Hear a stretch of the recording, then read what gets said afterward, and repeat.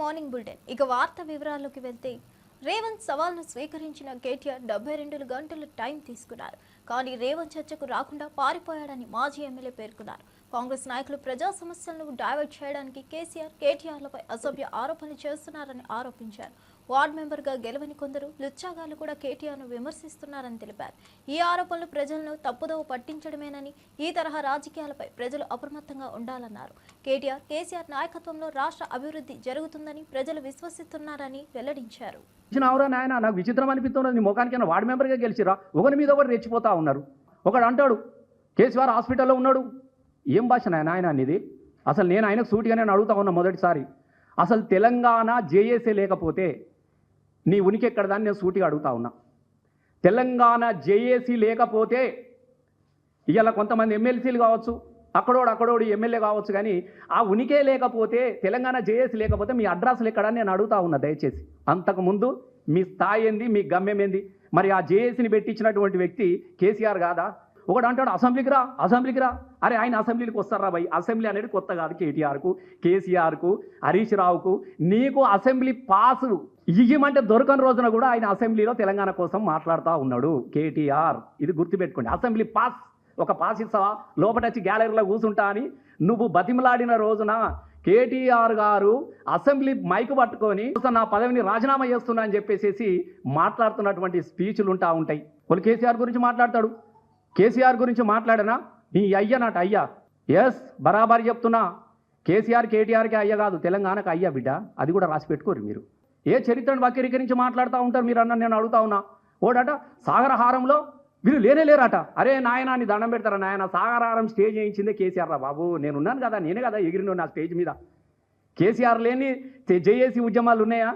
ఇలా నిజాం కాలేజీలో పెట్టిన సభలో కేసీఆర్ రాకుంటేనే ఉన్నదా?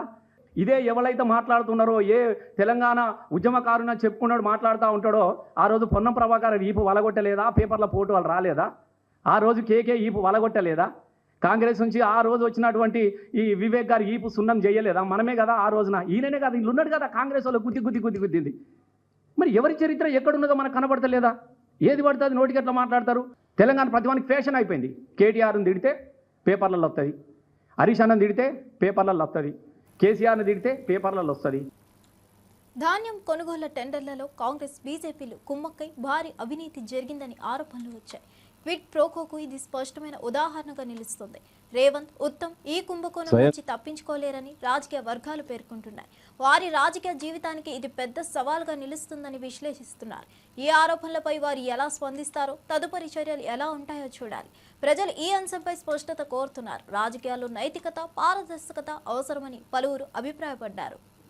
రాజకీయంగా అత్యంత దారుణ పద్ధతిలో దోపిడీ చేసిళ్ళు సివిల్ సప్లై డిపార్ట్మెంట్లో కాంగ్రెస్ పార్టీ.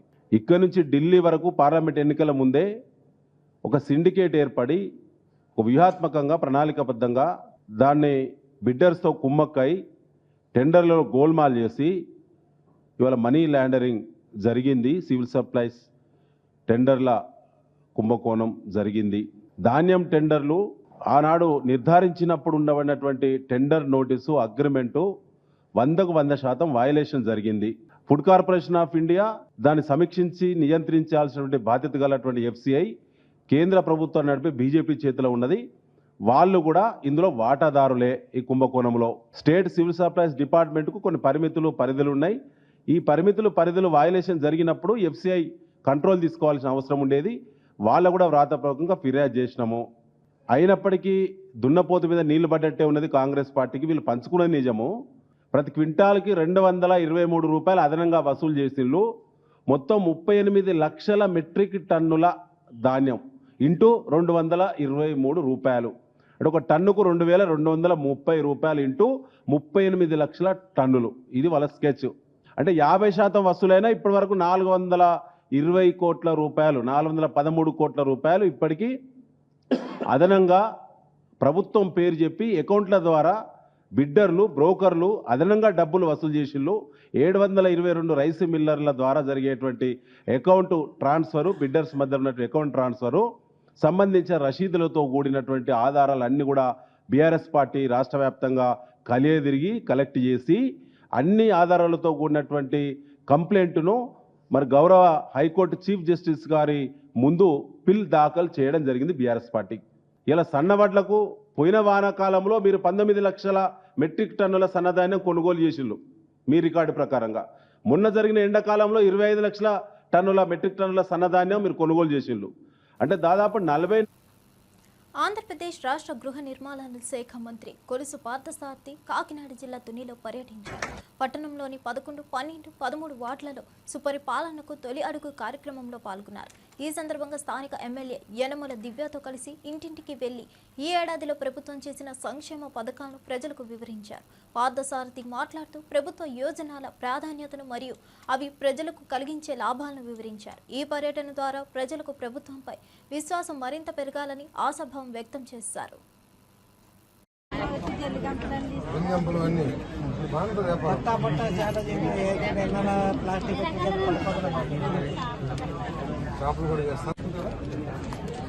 తీసుకుంటే వ్యాపారం పెరిగిద్దా లేకపోతే ఊరికి తీసుకునే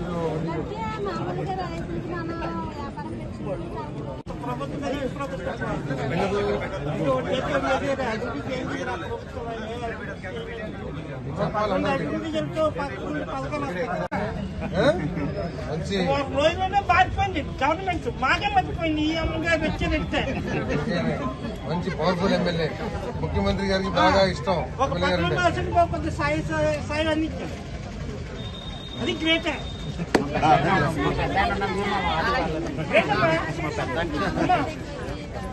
దగ్గర అయిపోయి వర్షం వచ్చిన వల్ల ఎట్ట అయిపోతుంది సార్. ఎట్ట అయిపోతుంటే పిల్లలు కూడా పైకి వెళ్తుంటే భయం వేస్తుంది. ఇల్లు అంతా ఎట్ట అయిపోతుంది సార్. తర్వాత వచ్చామా మేడం గారు, అమ్మా మేడం గారు మళ్ళీ తర్వాత ఈ కార్యక్రమాన్ని ముందుకు తీసుకెళ్తూ ఉన్నారు. ఎందుకంటే కారణం ఏమిటంటే ప్రజలందరికీ కూడా ఈ ప్రభుత్వం చేస్తున్న సంక్షేమ కార్యక్రమాలు ఎటువంటి ఇబ్బంది లేకోకుండా, ఎటువంటి బెదిరింపులు లేకోకుండా, ఎటువంటి కండిషన్స్ లేకుండా ప్రతి ఒక్కరికి అర్హత ఆధారంగా అందుతూ ఉన్నాయి. కాబట్టి మనం పనిచేస్తున్నాం. అదేవిధంగా పోలవరం, అమరావతి, ఇంకా అనేక గత ప్రభుత్వం వ్యవసాయ రంగాన్ని, సాగునీటి రంగాన్ని పూర్తిగా గాలికి వదిలేస్తే వాటన్నిటిని కూడా పూర్తి చేసి రాష్ట్రంలో సాగులోకి ఎక్కువగా ఏకరేజీని తీసుకురావాలని చెప్పేసి రైతులకి తోడుగా ఉండాలని చెప్పేసి ఆలోచన చేస్తున్నారు. మరి ఒక పక్క ప్రభుత్వం ఈ విధంగా అభివృద్ధి, సంక్షేమం, పరిశ్రమల పెట్టుబడులు ఇవన్నీ కూడా కష్టపడి పనిచేస్తూ ఉంటే, ఇంకో పక్క వైఎస్ఆర్ కాంగ్రెస్ పార్టీ ఎటువంటి కుతంత్రాలు అంటే ఈ రాష్ట్రం యొక్క బ్రాండ్ని పాడు చేయడానికి, ఈ రాష్ట్రంలోకి వచ్చే పెట్టుబడిదారులు కానీ, పారిశ్రామికవేత్తలు కానీ కానివ్వండి, ఇటువంటి ప్రతిపక్షం ఉంటే ఇక్కడ మనం పెట్టుబడి పెడతాం అనవసరం అనే భావన కలిగించడానికి, తద్వారా పెట్టుబడులు రాకపోతే ఉద్యోగాలు రావు, పిల్లలకి ఉద్యోగాలు రాకపోతే మేము రాజకీయంగా లబ్ధి పొందొచ్చు అనే ఒక కుతంత్రపు ఆలోచనతో ఏ విధమైన చేస్తున్నారో ఒకసారి ఆలోచన చేయండి. రైతులు పరామర్శకు వెళ్ళారు. ఆ రైతులకు సంబంధించి పొగాకు రైతులకి 22 కోట్ల కిలోలు ప్రభుత్వమే కొంటుంది. ఎప్పుడు గతంలో ఎక్కడా లేనిది, ఇప్పుడు లేదు. ఒకసారి చెక్ చేసుకోండి. 5 సంవత్సరాల వైసీపీ కూడా ఉంది కదా, ఇప్పుడన్నా పొగాకు కొనుగోలు చేసారని అడగండి. అదేవిధంగా కోకోకి 50 రూపాయల కిలోకి ఇచ్చి మరి కోకోని కొనే పరిస్థితి. మరి అదేవిధంగా మరి మ్యాంగో 4 రూపాయలు అదనంగా ఇచ్చి ఈ కార్యక్రమాలు ఎప్పుడన్నా చేశారని చెప్పేసి అడుగుతా ఉన్నా నేను. కేవలం ఏదో. అనకాపల్లి జిల్లా నుండి ఓ ఆసక్తికరమైన సంఘటన వెలుగులోకి వచ్చింది. 840 కేజీల గంజాయిని పోలీసుల నుండి తప్పించేందుకు ప్రత్యేక ప్రణాళిక రూపొందించబడింది.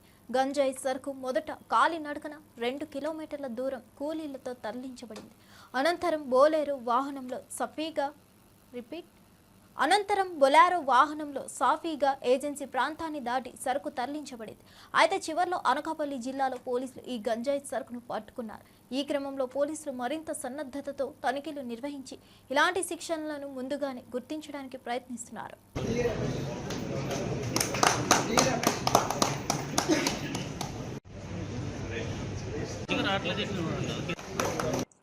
ఈరోజు Anakapalli district Nakapalli police station లిమిట్స్లో ఒక మంచి NDPS కేస్ పట్టుకోవడం జరిగింది. ఇది టోటల్ 840 kgs ఆఫ్ గాంజా 20 గాంజాయి వైట్ బ్యాగ్స్లోనే దొరికింది. ప్రతి బ్యాగ్లో 42 kgs గాంజా మనకి దొరికింది. దానికి కాస్ట్ సుమారుగా 42 lakhs వరకు ఉంటుంది. దీంతో పాటు మనకి ఒకటి బొలెరో వెహికల్, ఇంకా 2 motor cycles, 1 motor cycle and 1 scooty which were used as pilots, ఇంకా కొన్ని మొబైల్ ఫోన్స్ కూడా సీజ్ చేయడం జరిగింది.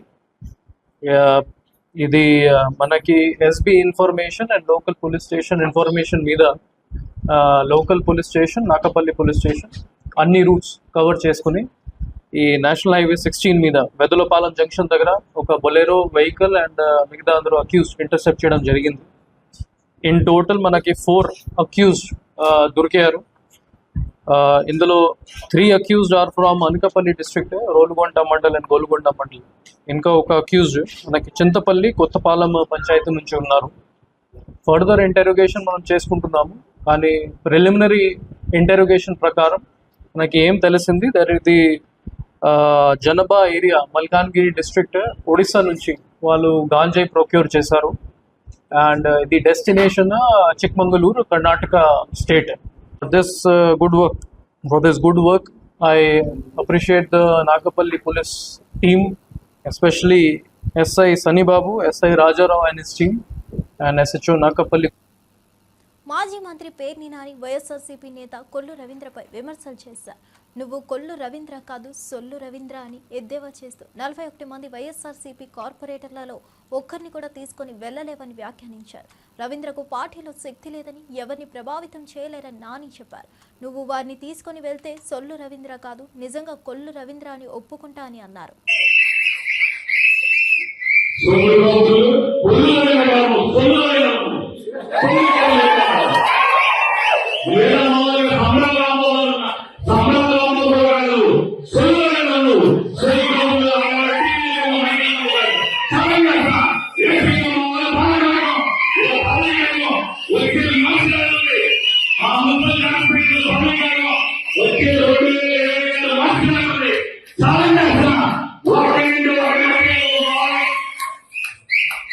మేము వదులుకున్నాం కాకుండా ఇప్పుడు మమ్మల్ని వదులుకున్నాం కావాలని వాళ్ళు కాకుండా మా 41 మందిలో నీ ఇష్టం, నీ రాజకీయ త్యాగంలో నీ సొల్లు మాట్లాడాలు నిజమైన నిరూపించుకోవడానికి చాలా చేస్తాయి.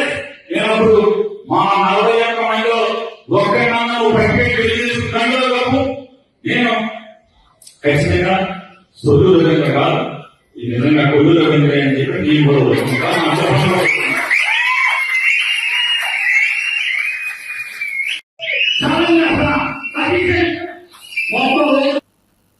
బంగారుపాలెంలో జగన్ పర్యటన సందర్భంగా చోటు చేసుకున్న మామిడికాయల ఘటనపై టీడీపీ నేత అచ్చెన్నాయుడు తీవ్ర విమర్శలు గుప్పించారు. ఆయన పేర్కొంటున్నట్లుగా ముందస్తు వ్యూహంలో భాగంగా జగన్ రాకముందే 5 ట్రాక్టర్లను సిద్ధం చేసినట్లు ఆరోపించారు. ఈ ట్రాక్టర్లు వైఎస్ఆర్సీపీకి చెందినవేనని, జగన్ రాగానే కార్యకర్తలు రోడ్డుపై మామిడికాయలను పారబోసారని చెప్పారు. అచ్చెన్నాయుడు చేసిన ఈ వ్యాఖ్యలు రాజకీయ వర్గాల్లో సంచలనం సృష్టించాయి. లాఠీ చార్జ్ చేసి విలేకరికి కొట్టారు. విలేకరులు డ్యూటీ ఏంటి అని వెళ్తారు. అందులో ఏబి అవడం, డైవర్షన్లో పక్కకి వెళ్ళడం. అక్కడ ప్రకాష్ రెడ్డి అని చిత్తూరు జిల్లా వైఎస్ఆర్సిపి సెక్రటరీ ప్రకాష్ రెడ్డి, ఆయనకి 25 ఎకరాలు మ్యాంగో తోట ఉంది. 25 ఎకరాలు మ్యాంగో తోట యజమాని మేము 12 రూపాయలు పెడితే అమ్మేశాడంతా. ఒక 4-5 ట్రాక్టర్లే ఆ తోటలో పెట్టుకున్నాడు.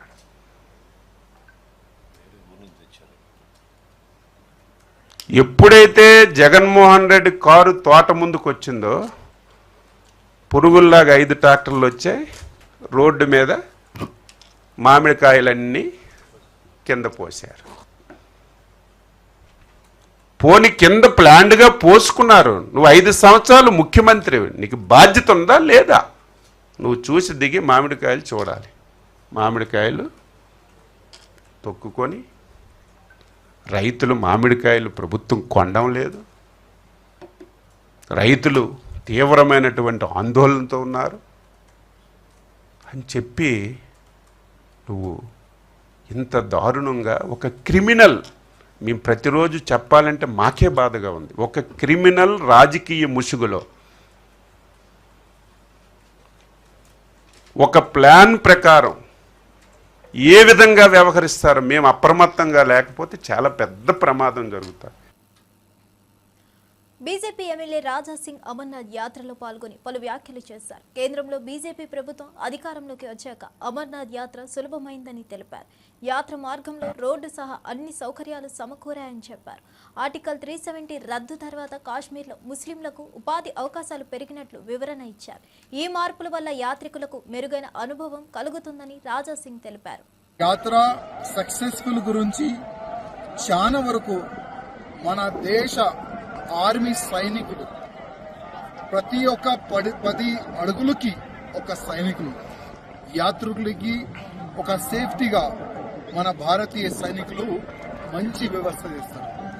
అది కాకుండా ఎన్నో ఆర్గనైజేషన్లు వాళ్ళు యాత్రులకి ఎట్లాంటి కూడా ఏదైనా ఇబ్బంది రాకూడదని భోజన వ్యవస్థ చేస్తారు, టిఫిన్ వ్యవస్థ చేస్తారు. ఎట్లాంటి కూడా యాత్రులకి ఇబ్బంది కాకుండా అన్ని వ్యవస్థ ఈ యాత్రలో ఉంటుంది. ప్రత్యేకంగా ఏంటంటే ఇప్పుడు ఈ పహల్గాం నుంచి ఒక యాత్ర నడుస్తుంది, అదేవిధంగా బాల్తాల్ నుంచి ఇంకొక యాత్ర నడుస్తుంది. ఈ 2 మార్గం నుంచి అమర్నాథ్ గుహ వరకు భక్తులు దర్శనం గురించి వెళ్తారు. ప్రత్యేకంగా ఏంటంటే ప్రతి ఒక్క 100 మీటర్స్కి 500 మీటర్స్కి ఒక మంచి పండాలం ఉంటుంది. దాంట్లో కింద నుంచి పై వరకు ఎవరైనా ఏదైనా మెడికల్ ప్రాబ్లం ఉంటే కూడా ఆయనకి మెడికల్ వ్యవస్థ కూడా ఉంటుంది. ఎవరికైనా జ్వరం కానీ ఏదైనా వస్తే కూడా వాళ్ళకి ఫ్రీ ఆఫ్ కాస్ట్ భోజనం ఫ్రీ, టాబ్లెట్ ఫ్రీ, అన్నీ ఫ్రీ ఉంటుంది. ఆ విధంగా ఒక వ్యవస్థ అయితే ఇక్కడ జరుగుతుంది. గతంలో కాంగ్రెస్ గవర్నమెంట్ ఉన్న సమయంలో ఇక్కడ రోడ్ వ్యవస్థ కానీ ఎట్లాంటి కూడా భోజన వ్యవస్థ కూడా లేకుండే. కానీ ప్రధానమంత్రి మోదీ గారు అంటే బీజేపీ గవర్నమెంట్ వచ్చిన తర్వాత 2014 తర్వాత ఇక్కడ మంచి రోడ్ వ్యవస్థ అయిపోయింది. మంత్రి ఉత్తమ్ కుమార్ రెడ్డి కీలకమైన పవర్ పాయింట్ ప్రెజెంటేషన్ను నిర్వహించారు. ఈ కార్యక్రమంలో CM Revanth Reddy, deputy CM బట్టి విక్రమార్కతో పాటు ఇతర మంత్రులు, ఎమ్మెల్యేలు, ఎమ్మెల్సీలు, అధికారులు హాజరయ్యారు. ప్రెజెంటేషన్లో కృష్ణా జలాలపై తెలంగాణ వాటా, ఆంధ్రప్రదేశ్ అక్రమ నీటి తరలింపు అంశాలు చర్చించబడ్డాయి. తుమ్మిడిహెట్టి నుంచి మేడిగడ్డకు డిజైన్ మార్పు కారణంగా జరిగిన పరిణామాలపై స్పష్టతనిచ్చారు. ఏర్పాటు చేయడం జరిగింది. ఈ 2 విషయాలు చాలా చాలా ముఖ్యమైనవిగా మీరందరూ భావించాలని చెప్పి నేను విజ్ఞప్తి చేస్తున్నా. ఒకటేమో కృష్ణా నదీ జలాల విషయంలో మన ప్రభుత్వం వచ్చిన తర్వాత కృష్ణా నదీ జలాలు, కృష్ణా రివర్ వాటర్ విషయంలో మన ప్రభుత్వం వచ్చిన తర్వాత గత 10 ఏళ్ల కంటే అత్యంత సమర్థవంతంగా మనం ముందుకు పోయిన విషయం మీకు ఫ్యాక్ట్స్ అండ్ ఫిగర్స్ తో నేను మీకు మనవి చేస్తాను. ఇది ఒక షార్ట్ ప్రెజెంటేషన్ తర్వాత కాళేశ్వరం ప్రాజెక్ట్ పై మరి ఏ విధంగా అంటే రిపీటెడ్ గా మనం ప్రతిపక్షాల దుష్ప్రచారం, ఒక గోబుల్స్ ప్రొపగాండా చూస్తున్నాం. ఏమైంది, ఒక బ్యారేజ్ కొలాప్స్ అయితే ఎందుకు వదిలేసిండ్రు, మరి 2 పిల్లర్లు కూలిపోయినాయి కదా, తత్తిమే యూజ్ చేయొచ్చు కదా అని. అది కూడా వాళ్ళు మాట్లాడేది ఎంత అవాస్తవాలు, అబద్ధాలు, మరి అసత్యాలు, అది కూడా మనం. మామిడి రైతులను కూటమి ప్రభుత్వం పట్టించుకోవడం లేదని జగన్ విమర్శించారు. ప్రభుత్వాన్ని నిద్ర లేపేందుకే ఇక్కడికి వచ్చానని తెలిపారు. జగన్ రాక సందర్భంగా 2000 మంది పోలీసులను మోహరించి రైతులను అడ్డుకున్నారని ఆరోపించారు. పొరుగు రాష్ట్రమైన కర్ణాటకలో కుమారస్వామి లేఖతో కిలో మామిడి 16 రూపాయలకి కొనుగోలు చేయగా తన ప్రభుత్వ హయాంలో కిలో మామిడి 29కి కొనుగోలు చేసినట్లు జగన్ పేర్కొన్నారు.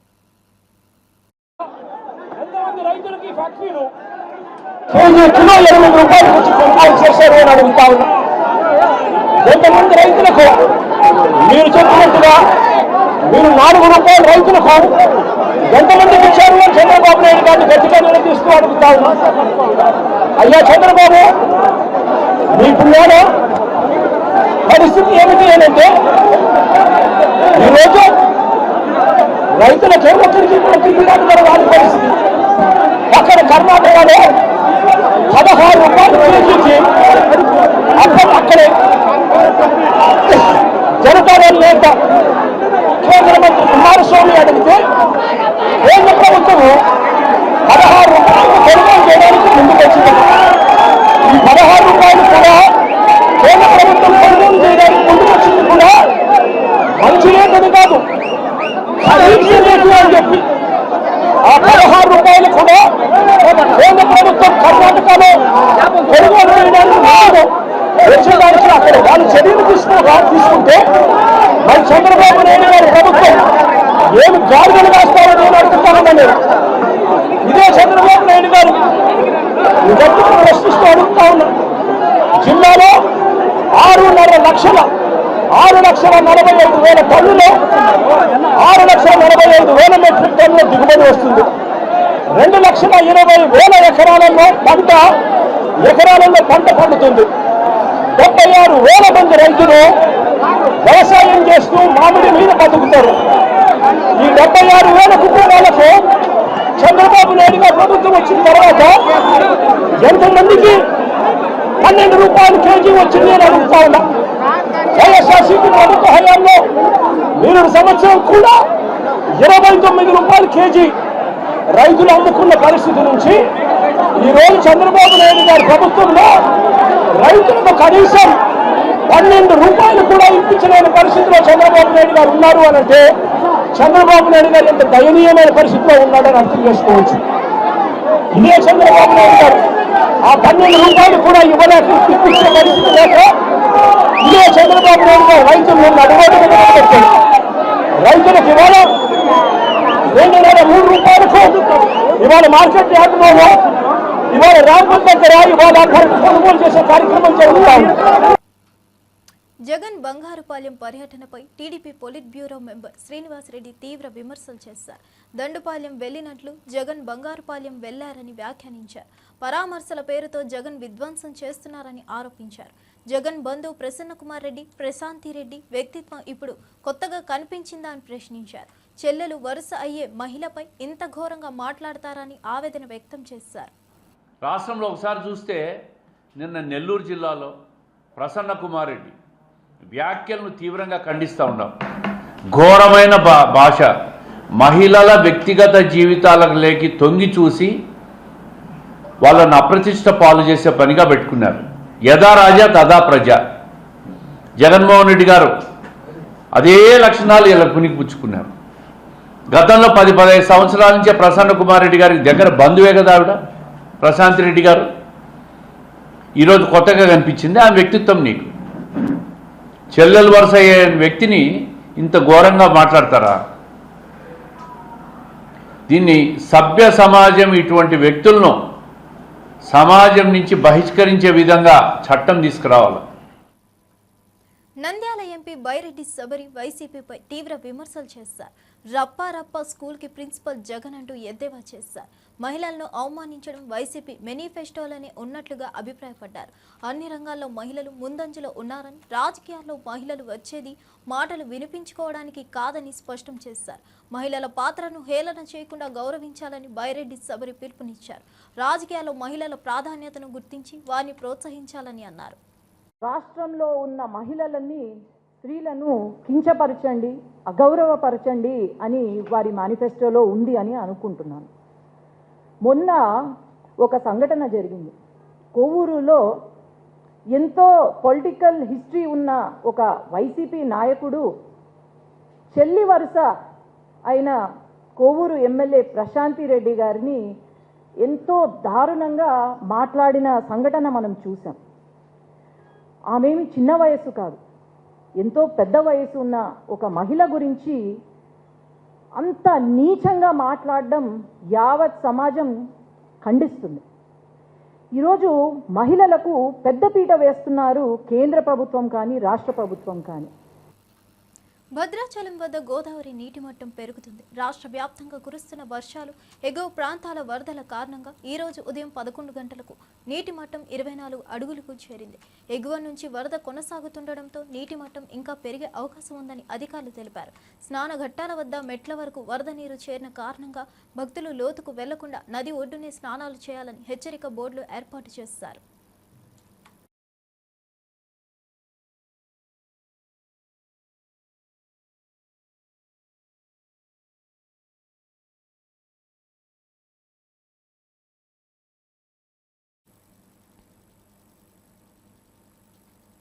విశాఖ జిల్లా సింహాచలం పుణ్యక్షేత్రంలో గిరి ప్రదక్షిణ మహోత్సవం నిర్వహించబడుతుంది. తొలి పావాంచ నుంచి అప్పన్న స్వామి పుష్పరథం గిరి ప్రదక్షిణకు బయలుదేరింది. భక్తులు పెద్ద సంఖ్యలో ఈ మహోత్సవంలో పాల్గొనడానికి రాష్ట్రంలోని పలు ప్రాంతాల నుంచి తరలి వచ్చారు. మహోత్సవం సందర్భంగా భక్తులు తమ భక్తి ప్రపత్తులను అప్పన్న స్వామికి సమర్పిస్తున్నారు.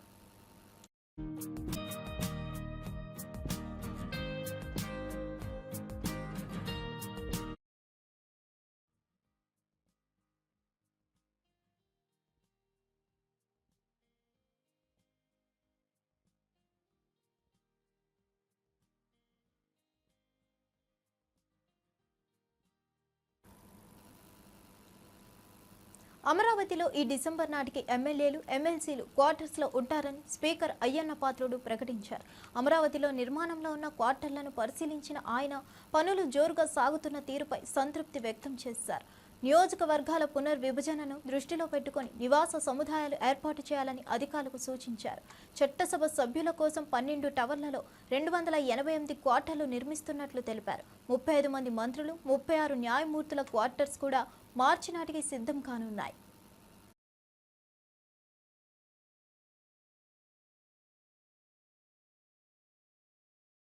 అంటే మన భారతదేశంలోనే కాదు, ప్రపంచంలో ఎక్కడా లేని విధంగా రాజధాని కట్టాలన్నది అతని ఆలోచన విధానం. మా ప్లానింగ్ ఏంటంటే ఫ్యూచర్లో కూడా, ఇప్పుడు మనకు ఉన్నది అంటే 175 మంది ఎమ్మెల్యేలే, కానీ ఫ్యూచర్లో ఈ సంఖ్య పెరిగే అవకాశం ఉంది, ఎమ్మెల్యేలు కానీ ఎమ్మెల్సీలు కానీ. అంటే దాన్ని కూడా దృష్టిలో పెట్టుకొని ఈ కన్స్ట్రక్షన్ చేయాలని ముఖ్యమంత్రి గారి ఆలోచన. ఇప్పుడే మీరు చూశారు, ఇక్కడ 12 టవర్స్ వస్తున్నాయండి. 12 టవర్స్ కూడా సుమారు 288 క్వార్టర్స్ వస్తాయి. ఎమ్మెల్యేస్ ప్రస్తుతం 175 మంది, ఎమ్మెల్సీలు 58 మంది ఉన్నారు. 35 మంది మినిస్టర్స్ క్వార్టర్స్ కట్టాలని చెప్పి కూడా నిర్ణయం తీసుకోవడం జరిగింది. అవన్నీ కూడా ఒకటే బ్లాక్లో వస్తాయి. అలాగే జడ్జిస్ ఉన్నారు, జడ్జిస్ కూడా 36 మందికి చీఫ్ జస్టిస్ సహా అక్కడే క్వార్టర్స్ కట్టాలని చెప్పి ప్రభుత్వం నిర్ణయం తీసుకోవడం జరిగింది. స్పీకర్ గారికి, డిప్యూటీ స్పీకర్ గారికి, కౌన్సిల్ చైర్మన్ గారికి, డిప్యూటీ చైర్మన్ గారికి మినిస్టర్తో పాటు ఈక్వల్ స్థాయిలో ఆ స్థాయికి తగ్గట్టుగా క్వార్టర్స్ కట్టాలని కూడా నిర్ణయం తీసుకోవడం జరిగింది. అలాగే మన రివర్ పక్కనే గవర్నర్ గారికి, సీఎం గారికి కూడా క్వార్టర్స్ కట్టాలని చెప్పి కూడా ప్లాన్లో ఉండడం జరిగింది. ఓబామా అయ్యోరామ ప్రీ రిలీజ్ ఈవెంట్లో పాల్గొన్న అలీ హీరో సుహాస్ను చూసేసరికి చనిపోయిన తన మేనల్లుడు గుర్తొచ్చాడని భావోద్వేగంగా చెప్పారు. ఈ సినిమాలోని సుహాస్ పాత్ర ఎమోషనల్గా తమ హృదయాలకు చేరుతుందని అన్నారు. అలీ మాట్లాడుతూ నటన పరంగా సుహాస్ అద్భుతంగా చేశాడని ప్రశంసించారు.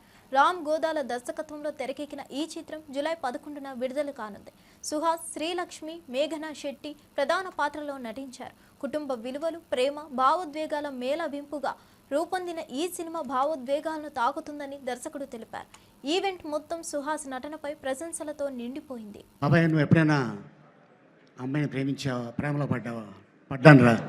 ఆ ప్రేమలో పడింది సుహాస్ చిన్నప్పుడు మదర్ చనిపోతే అమ్మ అమ్మ అంటుంటే నాకు మామ మామ అన్నట్టు అనిపిస్తుందిరా. అప్పుడు లవ్లో పడ్డాను. వాడి కోసం నేను పెళ్లి చేసుకోలేదు. వాడే నా లైఫ్, వాడే నా లవ్, వాడే నా ఫస్ట్ లవ్, వాడే నా లాస్ట్ లవ్ అని ఈ సినిమాలో ఆ సీన్ చేయడం జరిగింది. ఆ సీను నాకు అది గుర్తుకొచ్చి చేశాను. ఆ తర్వాత సుహాసు ఎప్పుడైతే లవ్ ఫెయిల్ అవుతుంది, ఈ అమ్మాయి ఎప్పుడైతే వెళ్ళిపోయింది అనగానే, అరే అమ్మాయి కోసం ఏముందిరా, ఈ అమ్మాయి కాకపోతే ఇంకొక అమ్మాయి వస్తుందంటే, ఈ అమ్మాయి ఇక్కడ ఉంటే పర్లేదు, ఆ అమ్మాయి ఇక్కడ దాకా ఎక్కేసింది, ఏం చేయాలి నాకు అర్థం కావట్లేదు మావయ్య అంటాడు. ఆ సీను చేసేటప్పుడు Suhas already national award actor, అంటే కలర్ ఫోటో సినిమా చేస్తున్నప్పుడు ఎవరంటే హీరో అంటే ఎవరో హీరో అని చెప్పాడంట, తను హీరో అని చెప్పుకోలేదు. ఇక మీదట ఎప్పుడు కూడా నువ్వు హీరో అయితే నువ్వే హీరో అని చెప్పు, ఎందుకంటే నీకున్న కలరు అక్కడ సూపర్ స్టార్ రజనీకాంత్ గారికి ఉంది. ఆ కలరు ప్రపంచాన్ని ఊపింది. నీ సినిమా ఇది హిట్ కొట్టిందనుకో, ఆటోమేటిక్గా నీ కలర్ ఉన్నోళ్ళు ప్రతి వాళ్ళు. ఇవండి ఈనాటి విశేషాలు. మరో వార్తతో మళ్ళీ కలుద్దాం.